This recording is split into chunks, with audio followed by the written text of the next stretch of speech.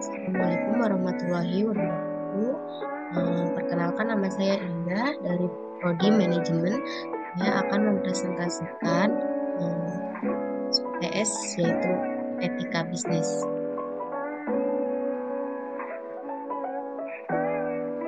Bahasannya pengertian etika dan bisnis, teori etika bisnis, pendekatan stakeholder, etika bisnis dalam manajemen pemasaran, etika bisnis dalam manajemen produksi, etika bisnis dalam manajemen SDA, dan yang terakhir etika utilitarianisme.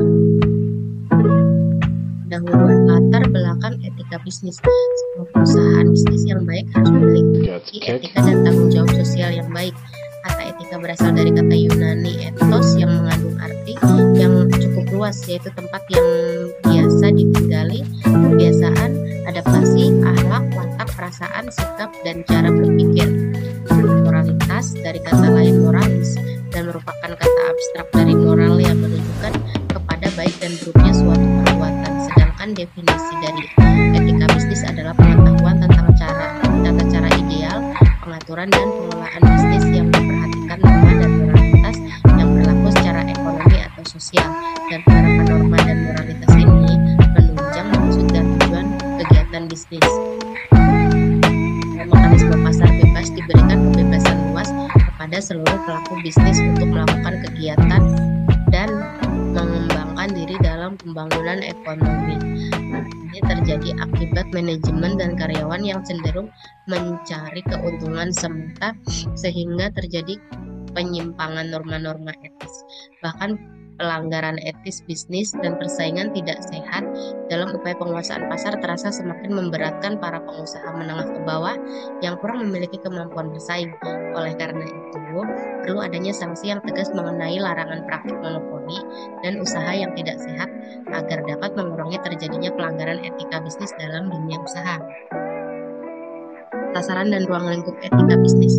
Etika bisnis sebagai etika profesi membahas berbagai prinsip, kondisi, dan masalah yang terkait dengan praktek bisnis yang baik dan etis. 2. Menyadarkan masyarakat, khususnya konsumen, buruh atau karyawan dan masyarakat luas, pemilik aset umum semacam lingkungan hidup, akan hak dan kepentingan mereka yang tidak boleh dilanggar oleh praktek bisnis siapapun juga. Pada tingkat ini, etika bisnis berfungsi untuk menggugah masyarakat untuk bertindak menuntut para pelaku bisnis untuk berbisnis secara baik demi terjaminnya hak dan kepentingan masyarakat tersebut. 3. Etika bisnis juga berbicara mengenai sistem ekonomi yang sangat menentukan etis tidaknya suatu praktek bisnis. Landasan teori pengertian etika bisnis. Menurut Hamzah Zakub, pengertian etika adalah menyelidiki suatu perbuatan yang baik dan buruk. Menurut Profesor L.R. bisnis adalah suatu bentuk aktivitas yang utamanya bertujuan untuk memperoleh keuntungan bagi yang mengusahakan atau yang berkepentingan dalam terjadinya aktivitas tersebut. Menurut Velasquez berpendapat bahwa etika bisnis merupakan studi standar moral dan bagaimana standar tersebut diterapkan dalam kebijakan, intuisi, dan perilaku bisnis. Teori keutamaan. Teori etika bisnis terbagi menjadi teori keutamaan, teori hak, teori deontologi, dan teori teologi. Teori keutamaan adalah tentang keutamaan memandang bagaimana seseorang bersikap, berperilaku, atau sikap baik seorang akan menciptakan watak dan karakter yang baik secara moral juga. Teori hak berbicara mengenai sesuatu yang pantas dan harus didapatkan oleh seorang individu, sehingga jika terlihat dari segi bisnis, segala keputusan yang diambil perusahaan tidak boleh melanggar hak seseorang. Teori deontologi, kewajiban seseorang untuk berperilaku sesuai dengan tanggung jawab yang diberikan. Misalkan Anda bekerja dalam sebuah perusahaan dan bertugas untuk menangani pemasaran produk, maka sesuai teori deontologi dalam etika bisnis, Anda harus melakukan tugas tersebut dengan baik. Teori teleologi, sesuatu yang berhasil menciptakan keseimbangan dengan baik sehingga pada tujuan terakhir. Sehingga dalam kata lain, teori ini mendasarkan konsep kebaikan. Pendekatan stakeholder. Pendekatan ini memetakan hubungan-hubungan yang terjalin dalam kegiatan bisnis pada umumnya untuk memperlihatkan siapa saja yang mempunyai kepentingan terkait dan terlibat dalam kegiatan bisnis pada umumnya. Pada akhirnya, pendekatan ini mempunyai satu tujuan imperatif, yaitu bisnis harus dijalankan sedemikian rupa agar hal dan kepentingan semua pihak terkait yang berkepentingan atau stakeholder dengan satu kegiatan bisnis dijamin, diperhatikan, dan dihargai. Sekaligus dengan pendekatan ini bisa dilihat dengan bagaimana prinsip-prinsip etika bisnis. Pada umumnya ada dua kelompok stakeholder, yaitu kelompok primer dan kelompok sekunder. Contoh, kelompok primer yaitu pekerja, penyalur, rekan bisnis, konsumen, pemasok, kreditor, pemegang saham, dan owner. Sedangkan kelompok sekunder adalah pemerintah asing, media massa, aktivis sosial, kelompok pendukung, masyarakat setempat, dan pemerintah setempat. Berhasil tidaknya suatu bisnis sangat ditentukan oleh kelompok primer yang dikaitkan dengan hubungan relasi yang saling menguntungkan. Hal ini berarti demi keberhasilan dan kelangsungan suatu bisnis tidak boleh merugikan satupun kelompok stakeholder primer. Dalam kaitannya dengan kelompok sekunder perlu disampaikan bahwa dalam situasi tertentu kelompok ini bisa sangat mempengaruhi kelompok primer dan tentunya hal ini menjadi satu pertimbangan tersendiri dan dijaga kepentingan mereka. Misalkan kelompok LSM yang dapat mempengaruhi kegiatan bisnis suatu perusahaan sehingga perusahaan yang ingin berhasil bisnisnya harus pandai-pandai menangani dan memperhatikan kepentingan kedua kelompok stakeholder tersebut.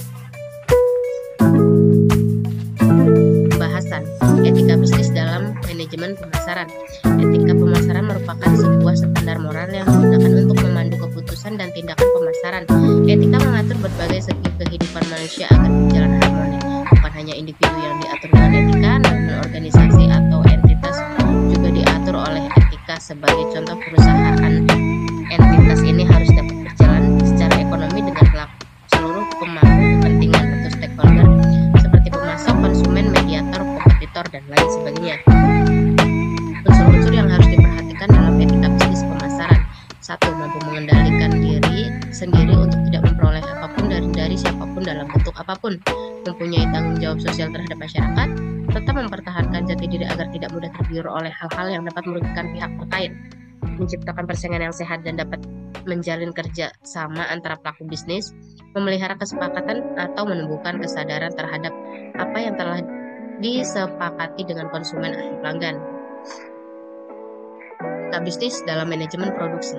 Pengertian etika produksi adalah seperangkat prinsip-prinsip dan nilai-nilai yang menegaskan tentang benar dan salahnya hal-hal yang dilakukan dalam proses produksi atau dalam proses penambahan nilai guna barang. Tujuan produksi antara lain 1. Memperbanyak jumlah barang dan jasa. 2. Menghasilkan barang dan jasa yang berkualitas tinggi. 3. Memenuhi kebutuhan sesuai dengan peradaban. 4. Mengganti barang-barang yang rusak atau habis. 5. Memenuhi pasar dalam negeri untuk perusahaan dan rumah tangga. 6. Memenuhi pasar internasional. 7. Meningkatkan kemakmuran.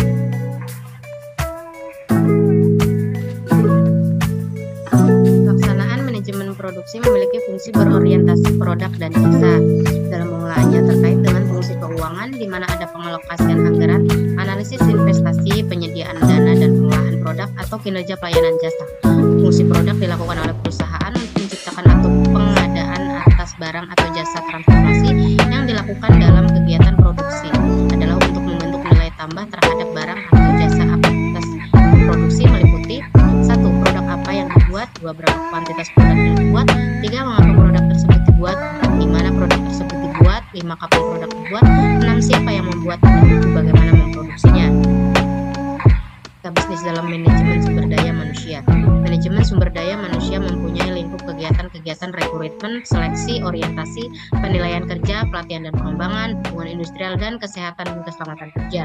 Masalah-masalah di mana etika sangat penting. Praktik di lapangan sejak perusahaan beroperasi dikelilingi oleh kepentingan pasar yang komoditi dan instrumentalis segalanya demi keuntungan mengklaim atas nama pemegang saham. Dapat diramalkan bahwa akan ada peserta klaim etika sumber daya manusia. Manajemen sumber daya manusia memainkan peran penting dalam membantu organisasi untuk meningkatkan nilai-nilai etika organisasi.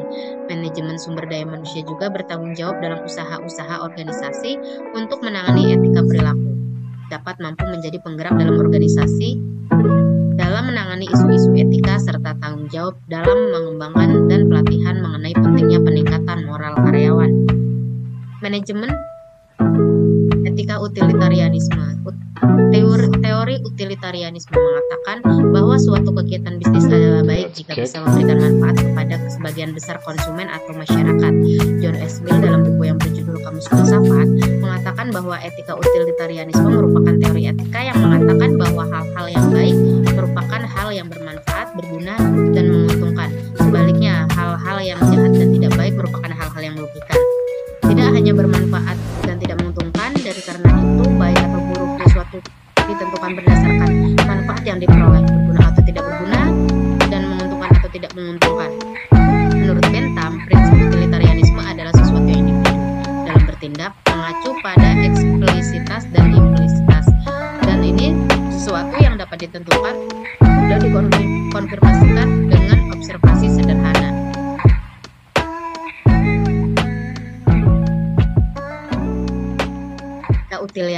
Utilitarianisme lebih menekankan bahwa seseorang dapat melakukan hal-hal terkait pelanggaran etika perusahaan demi memperoleh keuntungan yang sebesar-besarnya tanpa memperhatikan apakah tindakan tersebut yang dilakukan dapat merugikan orang lain atau tidak. Hal ini mengakibatkan terjadinya kesenjangan yang cukup besar antara kaum mayoritas terhadap minoritas, akibat perlakuan yang tidak seimbang terhadap kaum menengah ke bawah, dan juga kaum mayoritas tidak memandang apakah tindakan yang dilakukan dapat merugikan kaum minoritas atau tidak.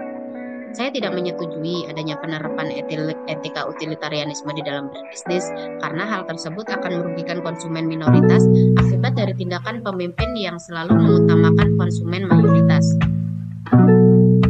Kesimpulannya, etika bisnis merupakan hal yang penting dalam suatu perusahaan untuk membentuk nilai-nilai, norma, dan perilaku di dalam perusahaan. Perusahaan harus menjalankan bisnis yang beretika, yakni bisnis dengan kinerja unggul dan berkesinambungan yang dijalankan dengan kaidah-kaidah etika yang sejalan dengan hukum dan peraturan yang berlaku. Etika bisnis berlaku sebagai benteng bagi pemangku kepentingan. Etika bisnis juga memiliki fungsi yang mampu menyinergikan antar pemangku kepentingan dalam bisnis. Bisnis yang beretika akan membawa dampak baik pada perusahaan. Penerapan etika dalam kegiatan bisnis akan membawa dampak yang positif bagi kelangsungan suatu bisnis. Dalam dunia bisnis, etika memiliki peran penting bagi perjalanan organisasi bisnis. Bisnis merupakan aktivitas yang memerlukan tanggung jawab moral dalam pelaksanaannya, sehingga etika dalam praktik bisnis memiliki hubungan yang erat. Bisnis tanpa etika akan membuat praktik bisnis menjadi tidak terkendali dan justru merugikan tujuan utama dari bisnis itu sendiri. Bagi perusahaan jasa, memberikan layanan pada pelanggan adalah tujuan utama untuk menarik pelanggan dan menawarkan produknya. Menentukan karakteristik pelanggan dan memberikan pelayanan adalah tugas utama dari setiap pihak internal pada perusahaan. Kualitas layanan yang diberikan kepada pelanggan atau pihak eksternal sangat tergantung pada kualitas relasi dan kerjasama pelanggan internal. Dan dengan etika yang baik, secara otomatis bisnis akan lebih mudah berkembang. Etika yang diterapkan baik dalam pemasaran, produksi, sumber daya manusia di dalam suatu perusahaan akan membantu membentuk nilai, norma, serta perilaku karyawan dan pemimpinnya. Saran untuk kita agar dapat dipercaya dengan konsumen, kita harus bersikap jujur, terbuka, dan transparan. Menjaga penampilan juga dapat membuat kepercayaan konsumen bertambah. Selain itu, sikap peduli lingkungan juga harus kita tanamkan pada diri kita supaya tidak terjadi eksploitasi alam yang nantinya juga menimbulkan keresahan bagi masyarakat. Mendorong etika dalam manajemen dapat diperlakukan di antaranya pelatihan etika agar pembiasaan kepada pelaku organisasi harus memiliki standar aturan etika di suatu perusahaan untuk keterlibatan masyarakat dalam mengontrol etika itu sendiri. Penerapan etika manajemen dalam organisasi bisnis, keduanya baik konsumen maupun produsen harus saling menguntungkan dengan menerapkan kode etik. Etika manajemen berhubungan dengan nilai-nilai internal yang merupakan sebagian dari budaya perusahaan. Daftar Pustaka Ahmad Kamaluddin, Undang-Undang 2009, Etika Manajemen Islam Bandung, Pustaka Setia. Bertens, K2000, Pengantar Etika Bisnis Yogyakarta. Muslih 1998, Etika Bisnis edisi ke-1, cetakan ke-1, penerbit Ekonisia Yogyakarta. Sekian presentasi dari saya. Apabila ada kekurangan, saya mohon maaf yang sebesar-besarnya. Wabillahi taufiq wal hidayah. Wassalamualaikum warahmatullahi wabarakatuh.